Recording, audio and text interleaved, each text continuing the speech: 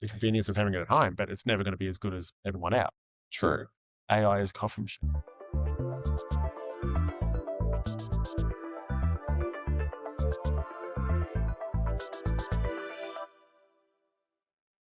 This All is right. PMID, Pinch Me, I'm Dreaming, and I'm joined today by Chris Wheatley. Hello, everyone.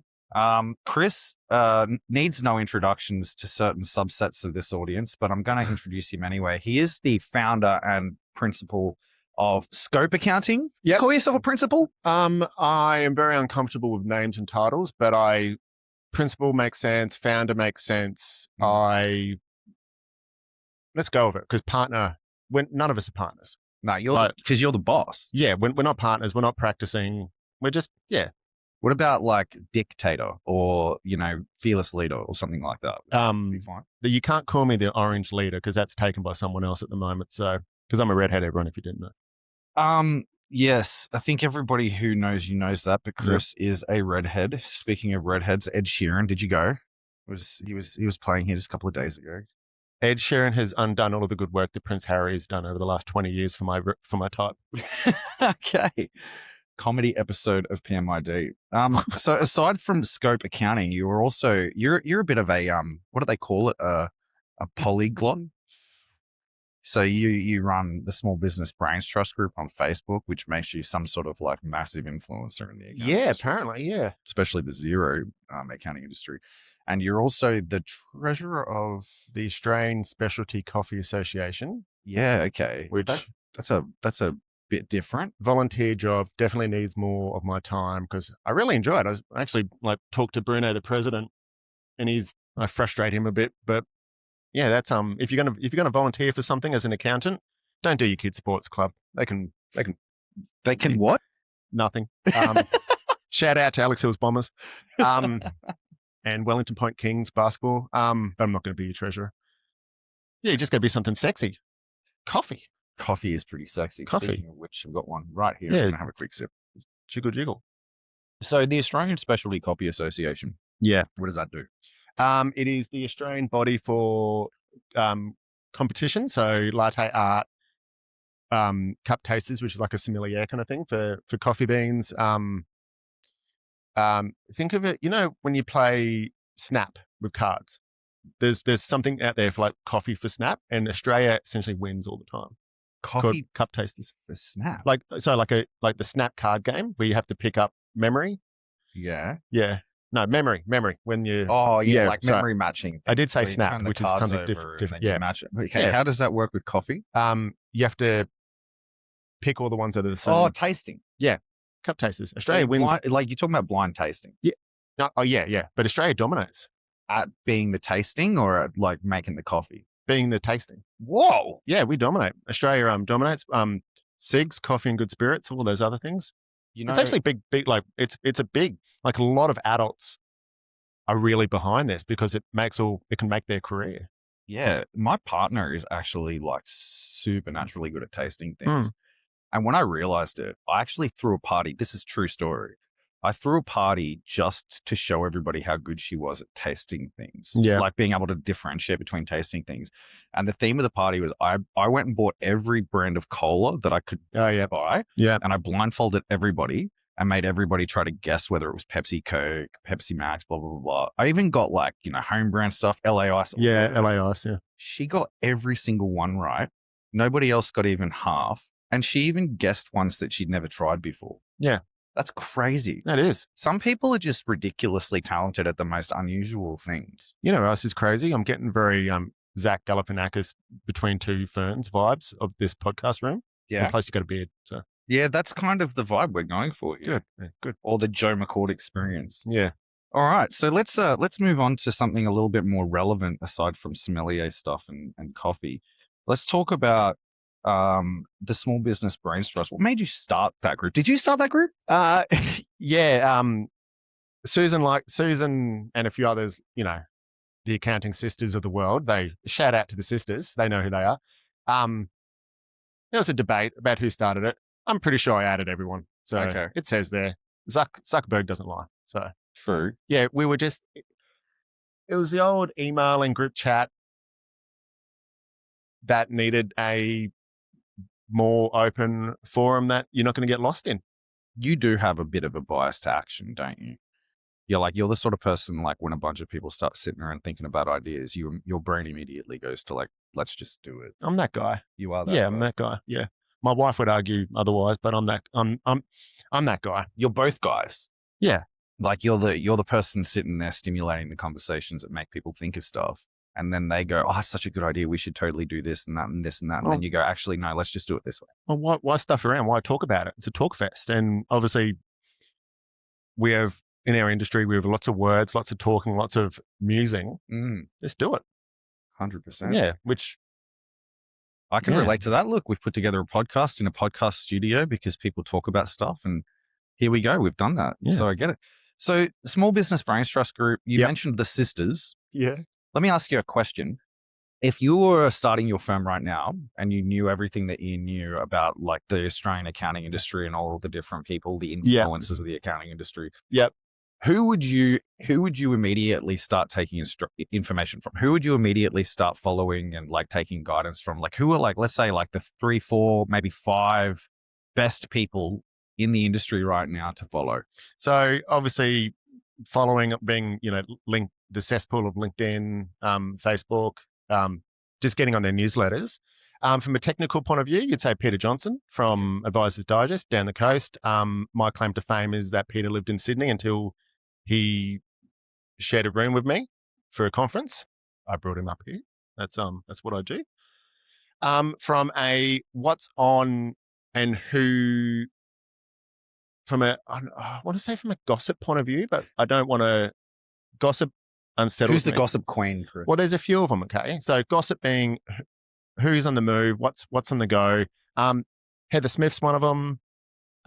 Nat Lennon and Sarah Lawrence are one of them. They're the accounting sisters. I believe they have a concept coming out which is called the Accounting Sisters, and I get a royalty check out of every time that is said. From a legacy attitude point of view, you can't go past Stephen Drinkwater, but he's about to retire, so look out for that. A retirement party in May, everyone. South East Queensland represents again. And obviously you, Joe, because who wouldn't want to know what you're up to? But it's good. Like, everybody knows what I'm up to. I know a lot of these. There's not a lot, but you do see them pop up. They're exactly the people that you were talking about. Like, they don't know what to do. They think, oh, hang on a second, I can go out on my own, whether they're 30, 40, 50, 60. I can go out on my own. It's the same textbook. No, there's a network, there's a community, and you don't need to be part of the community. You just need to know what the playing field is that you're going into, because, you can reinvent it, but you can't fight it. And that's probably every profession, every industry out there. You're not a disruptor. You've got to just kind of slot into the side and make your way out, because that's, I'm visualizing that evolution, timeline where, that new species come along and then all of a sudden it takes over. Yeah. You just can't be the new species from day one. Yet. There's time. Do you think that, like, right now it's easier to be a traditional accountant who's done things the way that, we've been doing for the last 50 years and having to adapt to the current new paradigms? Or is it easier to be, a native to the new paradigms and then figure out how to, like, do the books the correct way, do the accounting the correct way after the fact? Ooh, good question, and not where I thought you were going to take that. You can't learn it after the fact. You got to learn the language and then get your dialect after. If that's the fundamentals come first. Still. Yeah. That's that. I think that's with anything. You can't be half pregnant. Have the fundamentals changed much, like, in the last 10, 15 years, or are we're still doing things the same way? Well, what influences the fundamentals? That's actually a really good point, because if I'm about to say the fundamentals haven't changed, but that's probably why it is so easy to start up on your own. But then it's also really easy to misjudge doing it on your own. Whether it's the tech founder or, the accountant, bookkeeper, lawyer, whatever, in the extended world, even throw real estate agent and mortgage brokers in there. We can see the money that we make our old bosses. oh, we can do it ourselves because we know what to do. Mm. And that's exactly what you just said, Joe, about, knowing the fundamentals. Mm. Are they just running at the same time with each other? And, you just have to instinctively have one going, and you got to be conscious of one and unconscious of the other. I think that there's a difference between the fundamentals in terms of like practical understanding of how to run the business that you're talking about, and then like having I guess the chops, the right like makeup, the right like mentality Yeah. and mindset to actually be able to run a business. Yeah. Because the latter is, I think, what separates a lot of like people who are practically skilled in whatever craft that they're skilled in. Yeah.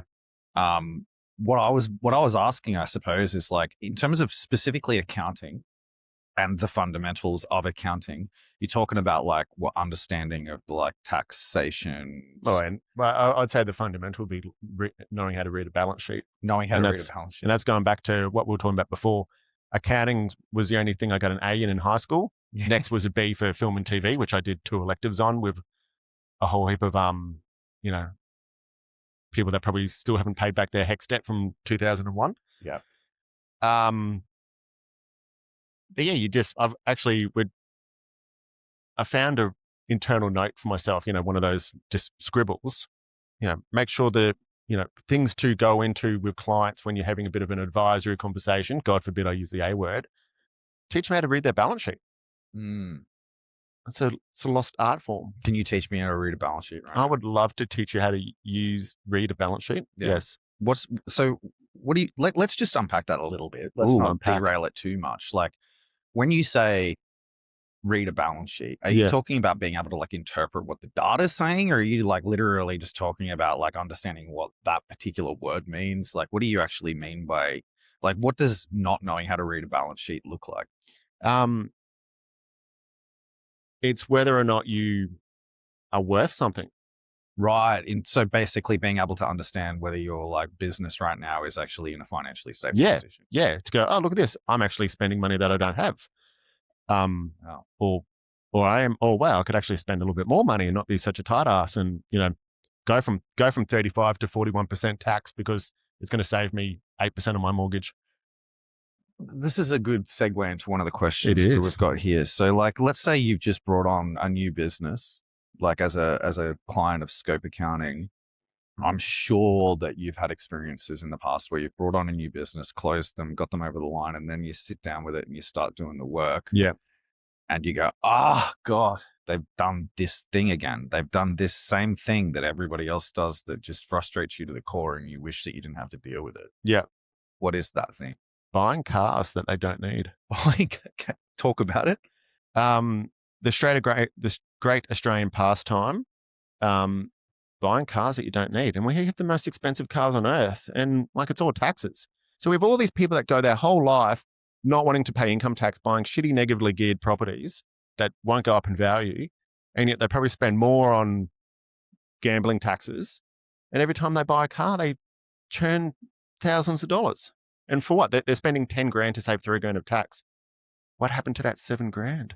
Have you seen an experience where somebody buying a car has actually destroyed their business? Yeah, you see it all the time. Really? Yeah.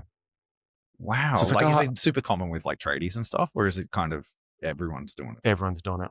It's the people just think that, I guess, like, I can get that big fancy Land Cruiser if I just have a business. I can just throw it in the business. And the car salesman will tell you whatever they want to, whatever you want to hear, and then we're the bad guys.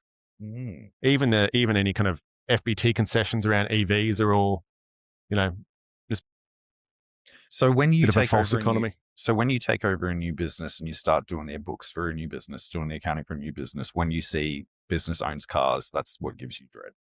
When they own cars when they don't need a car. Yeah, okay. And you see stuff that is obviously the old accountant was being ignorant of. Right. Can you talk about that? Can you give me some examples of that? Just fringe benefit tax awareness. Right. Yeah. Weird one that I won't go into much detail, but every time we scratched the surface on this new client, it was something else. It was all related to a $150,000 Dodge Ram. Scratched the surface. Oh, look, here's another thing. So we actually have to, ask the ATO for forgiveness on one of their entities, and it will just open up a massive can of worms. How do you ask the ATO for forgiveness? There are a few things that you can ask. You can treat them like the Catholic Church. You can go back there and go, "Hey, here are my sins." Really? Decline, voluntary disclosure. Yeah, and you just hope that because it saves them resources of chasing you. Yeah. And it probably counts as on their box tick quota for audits for the Gotcha. year. Yeah. So like, if someone's come to me, I don't have to go to them. And if they do the work of don't hurt me. Is that a magical superpower only accountants possess? No, I think lawyers I think get do. more of a direct. Right. So that's why you'd probably want to handball it off to the lawyers to do and pay them to do it so that it's done right and it gets to the person that it's needed to, as opposed to us just going through a process of overpaid public servants who don't really understand what they're doing and have had less training than ICE agents. So. Okay. Sorry. Oh, you caught me off guard with that last one. So I think a lot of people get to a point where, because they don't have the embodied understanding of how the ATO functions or, how business functions generally, that they can get themselves into situations where they're almost too far gone. Yeah. And then suddenly they just throw their hands up and they just go, I'm just going to ride this out and see how long it takes me. Yeah. But what you're saying is that by having a conversation with, an accountant or a lawyer, you can kind of navigate the ATO from out of any real position. Yeah. You've just got to know what the appetite is, know what the conversations are, and know what you should say. It's not know what you shouldn't say. It's know what you should say. Because you shouldn't lie in business. You can be creative in business, but not lie in business. Because Australia's too small. Well, the world's too small. We know that. So how often do you zoom in and actually analyze what your business clients are actually doing? I've got a question here. It says, if a business owner only speaks to their accountant once a year, is that a red flag? Is once a year enough, or can a business owner do a lot of damage without having an accountant kind of overseeing them more often than that? We are going at Scope. We're going through a bit of a quality over quantity phase. Yeah. Won't divulge too much, just in case clients are listening. But no, it's nothing bad. But it's just we all making good use of your time. Yeah, right? We all, majority of us, I've been doing it for 12 years. We all start out and we say yes to anyone. Yeah. And I haven't said yes to anyone in a while, but I still know of kids that are starting up firms that say yes to people when they probably in hindsight know that they shouldn't, because we don't work for the client. We work for ourselves. So why would we want to be with someone, even if they are paying us, that we don't want to deal with? Makes life suck. Yeah. The Facebook group is every other day. Oh, this client's done this. Why are you wasting time on here? Tell them where to go. Tell them to get lost. Yeah. Back to why you're actually doing this. Why are you doing business? Yeah. Oh, how do I do that? Is it in my engagement letter? No, you don't need to ask yourself for permission to dump someone. Grow a pair and dump someone.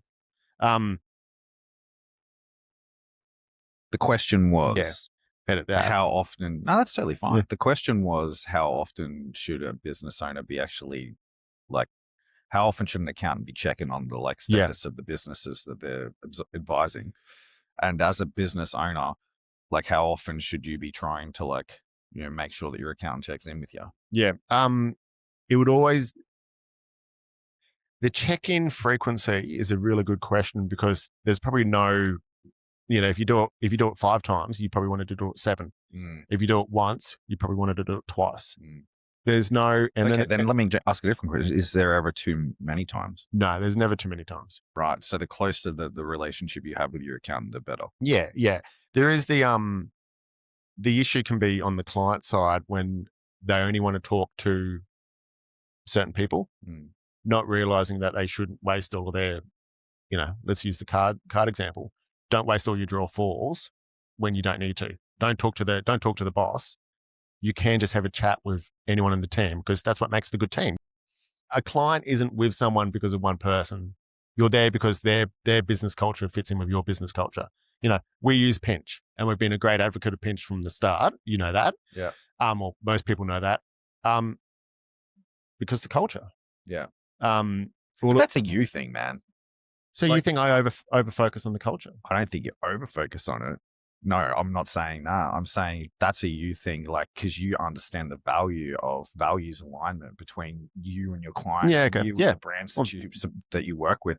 I don't think most people get that. Yeah. I honestly think most people actually really oversimplify what business is to them. And it's like, if it's commercially viable, then it's designed to supply me with enough resources to retire or to have good holidays, have good weekends. The difference between somebody like you and that is that you're trying to create a business that's fun to run every day of the week. Yeah.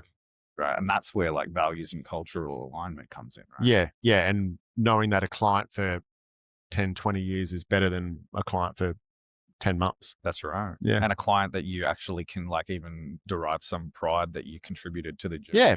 Yeah. Yeah. We've got a couple of them that obviously I can't go into, but one of them's got a great story. Is there like a client secrecy thing in the accounting industry where you can't even talk about your favorite clients on a podcast? I don't know. I used to think there was, but I don't actually know if there is anymore. I reckon if you you could say who those two clients are that you have, if you're just talking about you think that their businesses are lit. It's not so much about the businesses because, or the people even. Yeah. It's the people, it's the industries that they're in.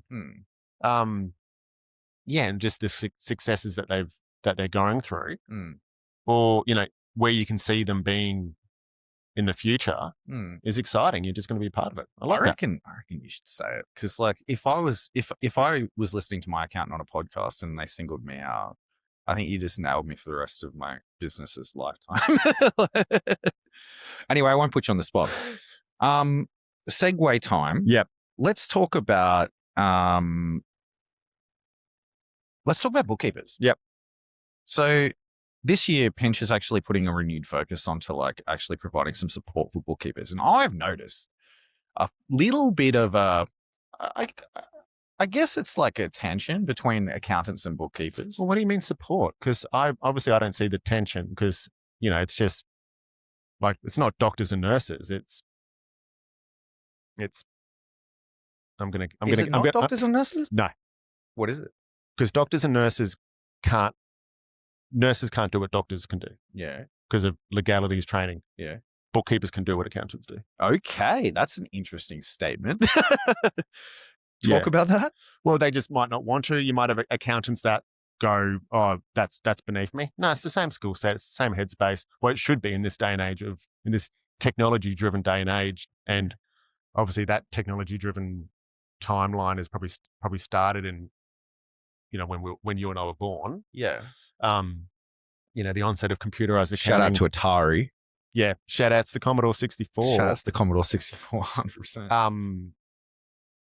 Yeah. Pinch integration coming soon. Bookkeepers. Okay. What support are you talking about? Because I know of other people. Emotional support.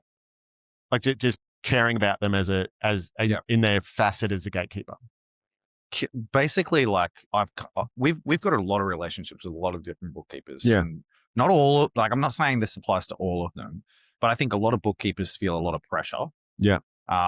Probably partially because the businesses that they're running underappreciate the work that they're doing, which may or may not just be because of the superficial things that come attached to the word bookkeeper. Yeah. And how they're perceived by the businesses that they're working in.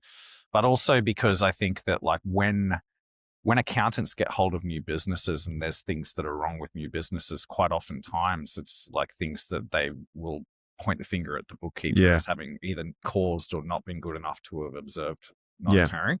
And I feel like that those two tiny little thorns actually create a lot of pain for bookkeepers at large in terms of it's kind of creating a bit of a cycle where the bookkeeping industry and bookkeepers in general. And I had a conversation with Kelly, who runs a company called Bookkeeper Support, on this topic. Shout outs, Kelly. Okay, Kelly, you should be on that list. Kelly's doing an episode, Kelly's. We're going to put Kelly on the podcast soon, but essentially, Kelly's trying desperately to improve the the quality of the delivery of bookkeepers, and she's got a whole training business around that, because she acknowledges that there are certainly a lot of bookkeepers out there that aren't well trained. And she also acknowledges that there's a lot of people out there that are doing bookkeeping work that aren't even trained at all. Yeah, they just fell into it. Yeah, it might be just an administrative officer who's like just running a zero file or something like that, right? But yeah, I digress. The point I'm trying to make, I guess, is that like I think that being able to kind of help people better understand that, those, just the truth, I guess, right? Like tell that story, like point out that tension, that frustration that bookkeepers generally feel, and somebody like Kelly articulates it so well because she speaks on behalf of the entire community, right? And like, imagine if you're just a bookkeeper for like a tradie in like Foster Curry or something like that. Like you can only really speak in the context of your own experience. You can't speak in the context of bookkeepers in general, but somebody like you could. Yeah. I wanted to say it's a fine line, but it's a blurred line. So it's the opposite of a fine line is a thick line, but it's a blurred line between when someone in that position should just be an employee with employee type responsibilities, employee type care factors, versus they're the contract done for hire with the required skill set. And it's the fuzzy line. Like, you take it home. The business owner blames you for not having any money in the account when you're not in control of the money's being spent. You're just the historical caretaker.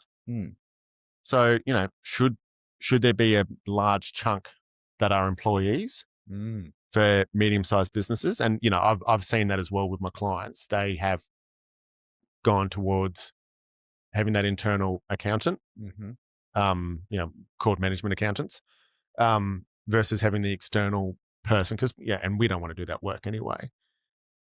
That's a really interesting thing to say. Yeah. We don't want to do that work anyway. Well, we don't want to do that work. Like, it's too much, right? Yeah. We have a job in XPM that's called bookkeeping. Every year I go, why is that still there? I don't want to give the clients the impression that Scope Accounting does any bookkeeping. We don't. Like, we don't to the degree that Callie would define bookkeeping, that Cass would define bookkeeping. Like, we just don't do it. And nor do I want to. I want to give it to those people who do a good job, who can come in and switch off and treat it as if, they don't need that client. So the moment that client who's going to blame them if shit goes bad, no, exit that relationship now. This is so important, I think, for accountants to talk about this sort of stuff, because it's going to like help give bookkeepers clarity over the things that they need to upskill themselves with, the things that they need to focus on in the day-to-day operations. Well, and basically be your eyes and ears for the businesses that you're having to zoom in on. Yeah. I think it's such an interesting point that you raise about staff, though, because like, what's the most common scenario that a business starts in? It's like somebody who is skilled at a certain thing and decides that they're going to start their own business at the thing they're skilled at, right? Yeah. Very rarely is that bookkeeping. Rarely is that accounting, right? No. So yeah, even though it would be the trades, but it'll be the trades. We at the base level of it, we're all hourly rate people. So what's the difference? So I guess what you're trying to say is like, when somebody's starting a business, there should be like at least a certain level of skill that they need to develop themselves as a business owner, if they're not willing to make a hire almost on day one. Or potentially, have a bookkeeper, an external bookkeeper that's actually capable, that they're willing to pay enough. They're willing to actually like invest enough time in to actually be close enough to them to prevent them from causing those issues. Related to that is when we get an email from a new client that says, "Oh, what are your hourly rates?" It's meaningless. So, you could get a bookkeeper at $60 an hour, a bookkeeper at $100 an hour. I would actively tell small businesses that $100 an hour person is saving you days, and they'll get it done right. Yeah. They'll ask you hard questions, but it's for the greater good. The $60 an hour person, they're just coming in. They're just, you can offshore that. AI will take that person's job. There you go. AI will take that $60 an hour person's job. Like, even lawyers, accountants at $60 an hour, they're gone. 'Cause anyone can do that. Yeah. If you can teach it, Skynet's already learned it. Interpretation. Yeah. All right, let's move on to the next question. Let's have a look what else we've got here. Okay, let's talk about the accounting industry. Yeah. How has the accounting industry changed in the last 10 years? Like, what's the most profound transformation that you've seen? I know AI is the first thing people think about, but I don't think that that AI has truly changed much yet. No, AI has just been it's just been part of the evolution of of using the internet. So, and it will always be. It's not going to take our jobs. I haven't heard that. I haven't heard anyone in the industry say that for a while anyway, or anyone with any credibility. Even though our name is still the top of the list for jobs that'll be disrupted, I think AI has written those lists. It's going to take a very long time before people who own businesses are going to fully trust something that's not a person to make decisions about their future financial security. Yeah, and well, on the majority anyway. Yeah. You might get, the AI native young people who are like accelerationists that like hand over the reins very early on in their business life cycles. But like for the next 50 years, those people are not going to be retiring. No. And if they are, it's because their dad's life insurance kicked in and their dad was insured for a couple of mil. Yeah. So what has been the biggest change that you've seen since you started? Well, I don't want to go back to the old C word, but COVID forced everyone to be online.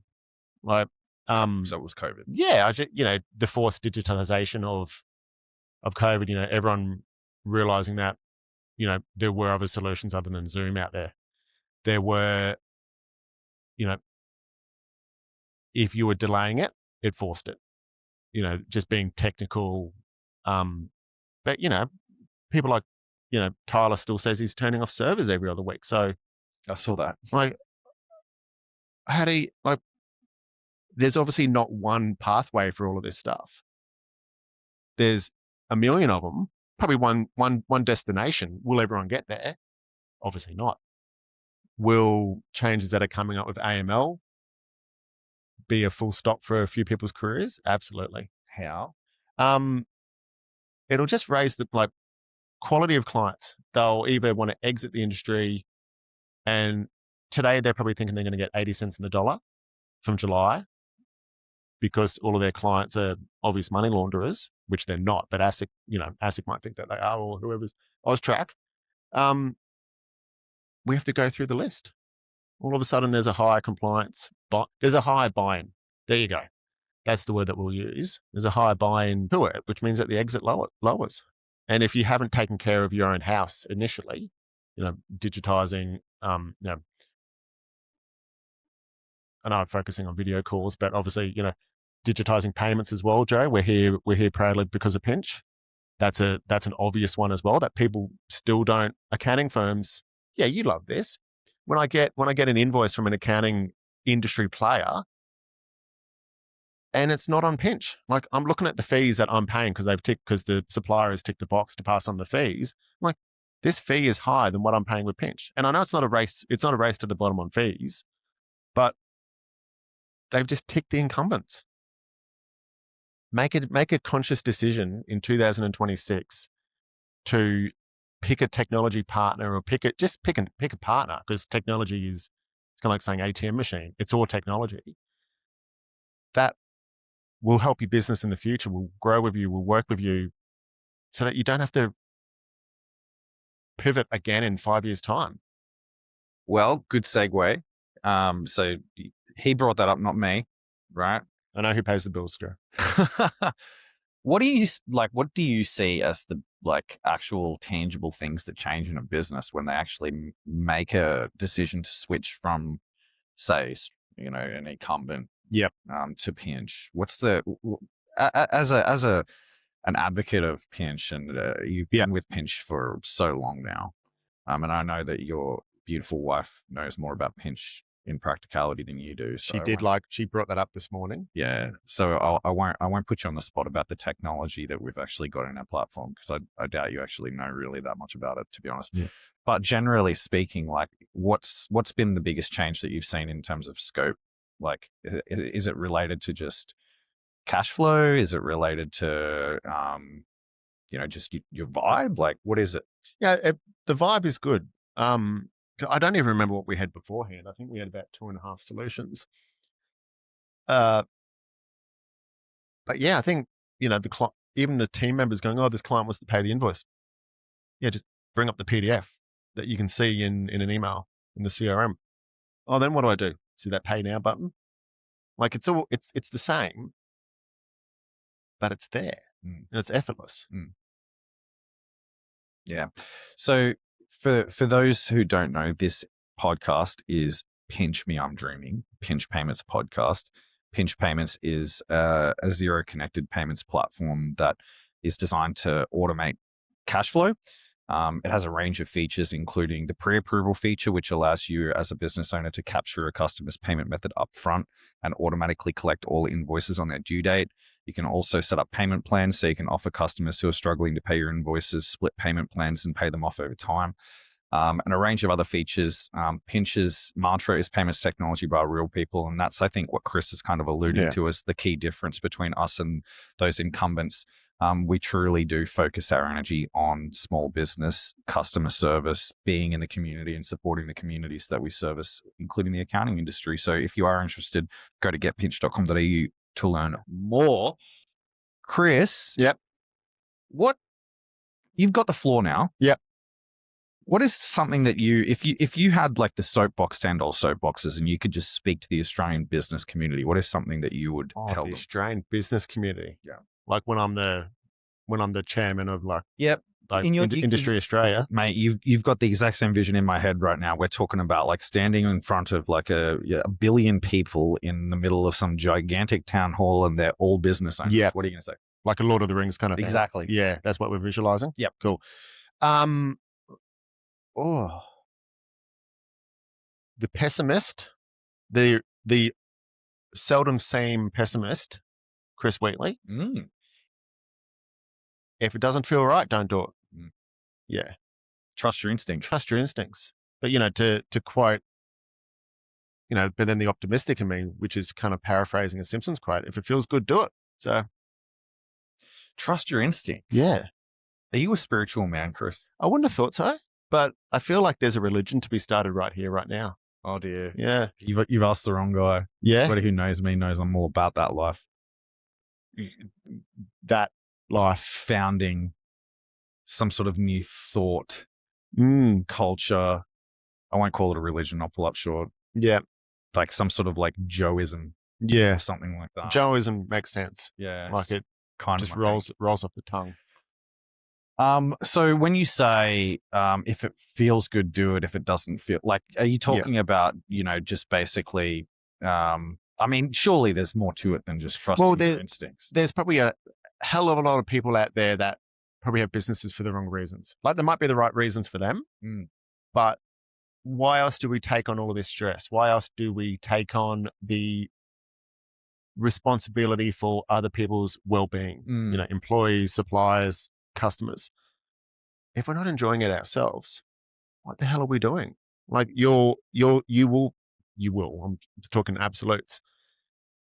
If you fall over, and odds are that you will, that chain reaction, shout out to John Farnham, will just keep on going. And like I know we'll be fine. Australia's a very diversified economy. We, nothing should bring us down in all seriousness. That's another John Farnham quote, isn't it? I feel like that's a lyric. Did you just look at someone in their 20s about John Farnham? I actually just looked at the camera. I was doing the Zach Galifianakis thing. Yeah. Looking at the camera. Yeah. Like obviously from a greater economy point of view, we will always be okay, I feel. But if your small business falters and then that person loses their job, that's the community. Well, there you go. It always comes back to the community. Like if you can't be the leader of your own community, don't be the leader of your own community. So what you're trying to say is you're the voice, try and understand it. Oh, I don't know what the next lines are, but yeah. Make something and make it clear. I want to say something about pressure down. Whoa. Yeah. Pressure down. Well, that's another song. Oh my God. This has been fantastic. All right. Scope accounting. Yep. Capalaba. Yep. Redlands, Brisbane. On the way to Stradbroke Island. Beautiful place. Beautiful place. So you talk about, having alignment with your clients and alignment. You're very much all about that, creating a business that's enjoyable to run. So what sort of businesses, if you are a business out there listening to this podcast, who do you want to go, oh yeah, Scope's the one for me? Like what sort of business? I mean, obviously successful ones that don't have like Dodge Rams. Yeah. But like, is there a specific prototypical Scope customer that you just want to deal with almost exclusively? Like, do you have an ideal customer profile, to use a marketing word? We have a list of gut feelings, which I know is shared by a lot of people. When you're talking to them, do they bitch and moan about their existing or former accountants? Okay, that's a good one. And I know that is shared throughout the industry.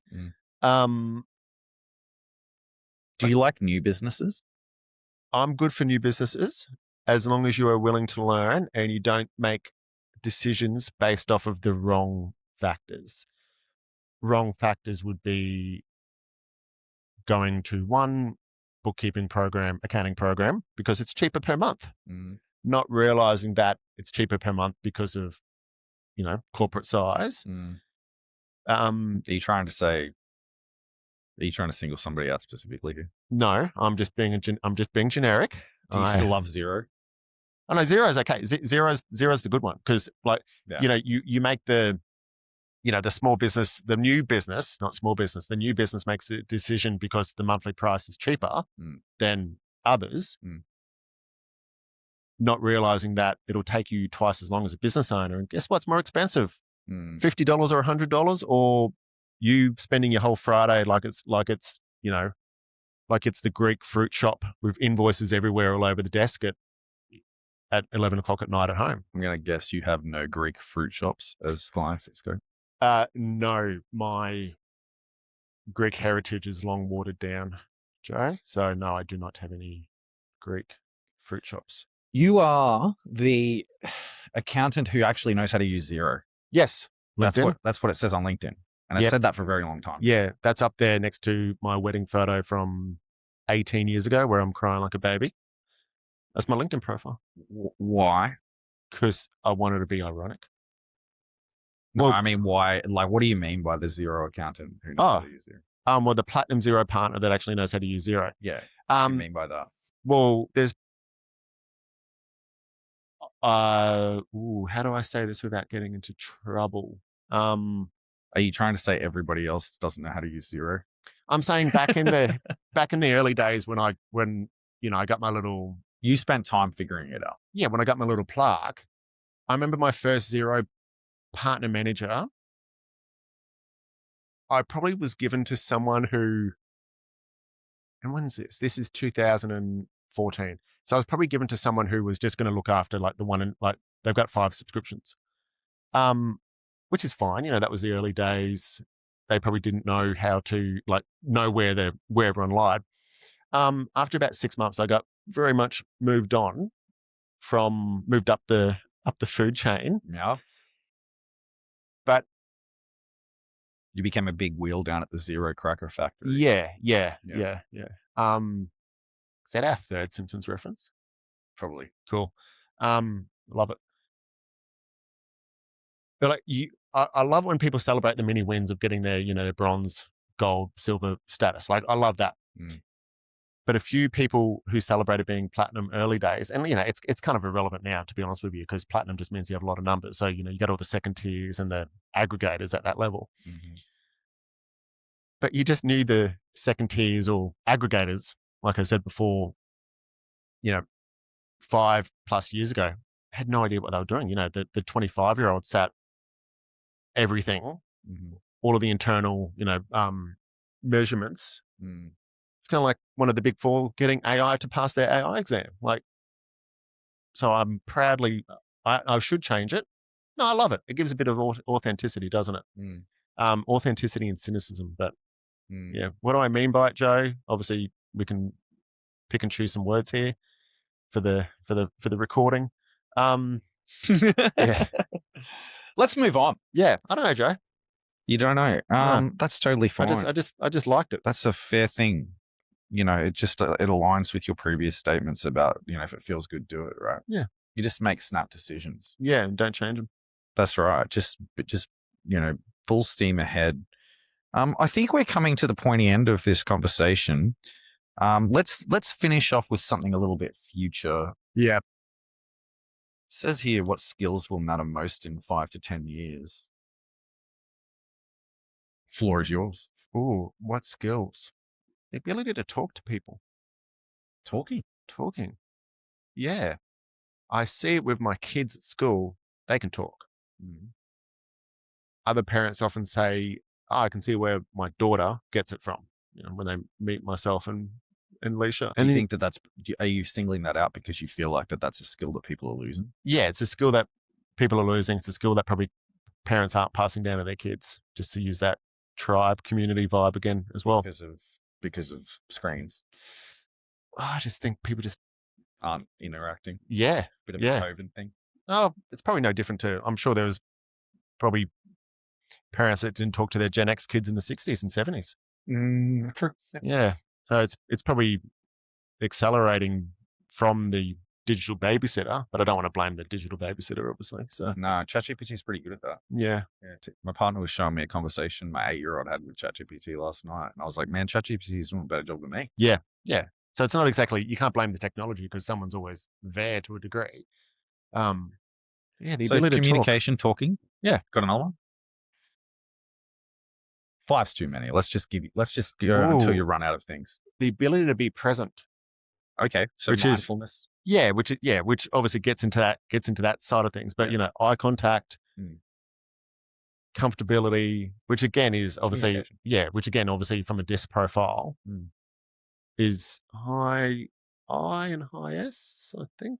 You're an exponent of personality profiling. I like them. I'm going to do them throughout the team just so there's a little bit more of a self-identification awareness. And then I actually want to, you know, find a good resource out there and suggest clients do it as well, which goes back to the, you know, if you like it, so know what your strengths are. Oh, look at this. I actually don't like talking to people. Maybe I should take a job that doesn't require me to do that. Yeah. Or, you know, or not run a business. Or I'm not in a sales position. I should actually hire a salesperson. Or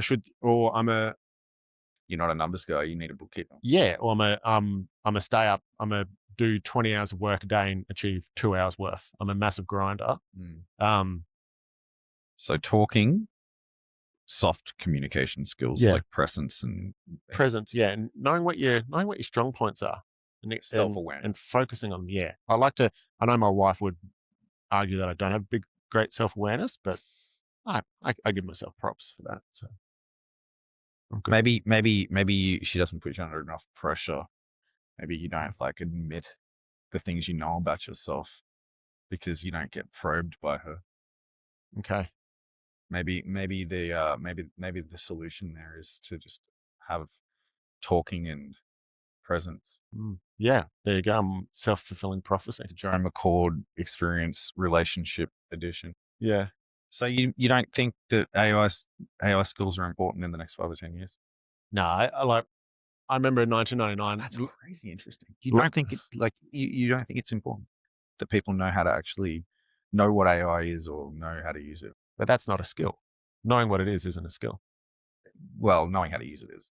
But it'll just be part of what you do. You know, we can go to a barista and pay for a coffee, or we've got a fancy Ninja machine that we bought from Amazon for $600 for Christmas. Yeah, and we know the limited degree that we need to know to essentially have the convenience and the convenience of having it at home, but it's never going to be as good as having one out. True. AI is a coffee machine. Do you think that like understanding or at least developing some do you think it's important for a business owner to actually have technical literacy Like, or do you think it's not that big of a deal as long as you are good enough communicator to be able to actually tap people who can do that role for you? Is it more like from a tech point of view? Is it more important than knowing?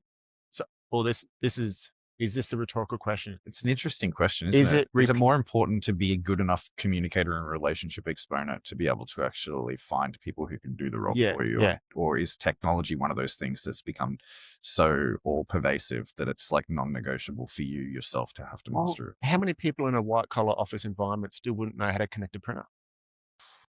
I mean, a lot of people under the age of 35 and a lot of people over the age of 55. I think printer skills are very specifically just like there's about 10, 20 years worth of people who know how to do it. Is native AI comfortability the modern day printer? Watch this space. I feel like we can leave it there. That's a really good ending. Chris, it's been a pleasure. Thanks, man. Thanks for coming in and being on episode 2 of PMID. Oh, that was very, very between two ferns there. Join us next time and go back and listen to the previous episode if you haven't yet. Follow us on YouTube. We'll be on Spotify, Apple Podcasts, Amazon. We're on LinkedIn. We post up a storm on LinkedIn. Give us a like on there. Follow on there. Chris Wheatley. If you're an accountant, Small Business Brains Trust Australia. Yes.